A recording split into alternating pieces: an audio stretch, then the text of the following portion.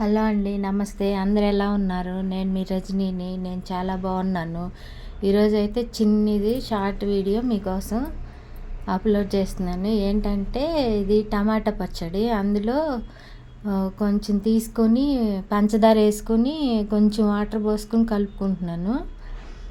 ఇది ఎంతమందికి తెలుసో నాకు చెప్పండి, కామెంట్ ద్వారా చెప్పండి ఎంతమందికి తెలుసో. ఇది దోశల్లోకి, ఇడ్లీల్లోకి చాలా బాగుండిద్ది. చట్నీ, రెడ్ చట్నీ అనమాట.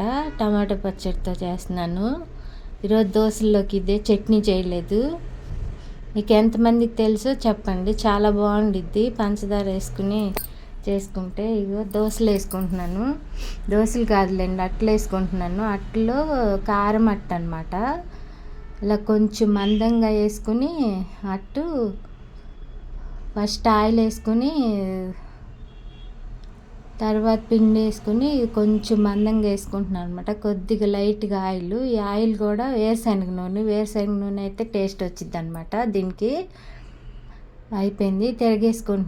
తిరగేసుకుని మళ్ళీ కొంచెం 2 చుక్కల ఆయిల్ వేసుకొని మళ్ళీ స్ప్రెడ్ చేసుకోవాలి. దీనిపైన కారం చల్లుకోవాలన్నమాట. ఇది సాంబార్ కారం అనమాట. సాంబార్ కారం, ఈ కారం అయితేనే ఈ టేస్ట్ ఉంటుంది అనమాట. ఈ అట్లలోకి పైన చల్లుకొని ఇలా మడత పెట్టేసుకోవటం హైట్కి. అది దోశకి పట్టుకుని కారము అది చాలా టేస్ట్గా ఉంటుంది అనమాట. దాంట్లోకి రెడ్ చట్నీ, మళ్ళీ ఆయిల్ వేసుకుంటున్నాను. వేసుకొని మళ్ళీ దోశ అనమాట. కొంచెం మందంగా వేసుకోవాలి దోశ.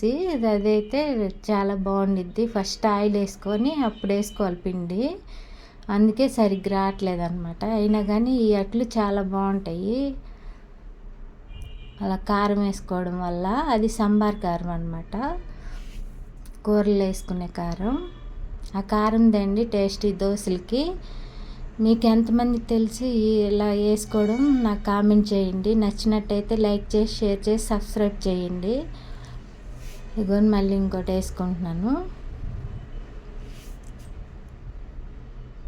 ఈ దోశలు వేసుకొని ఇందులోకి ఆ చట్నీ వేసుకుంటున్నాను అనమాట. ఇవాళకి ఇదే అండి వీడియో. చాలా బాగుండిద్ది. ఒకసారి వేసుకొని ట్రై చేసి చూడండి మీరు కూడా. అదిగోండి ఆ చట్నీకి దోశలు చాలా బాగా వచ్చింది. ఈరోజుకి ఇదే అండి వీడియోలు. బాయ్ అండి.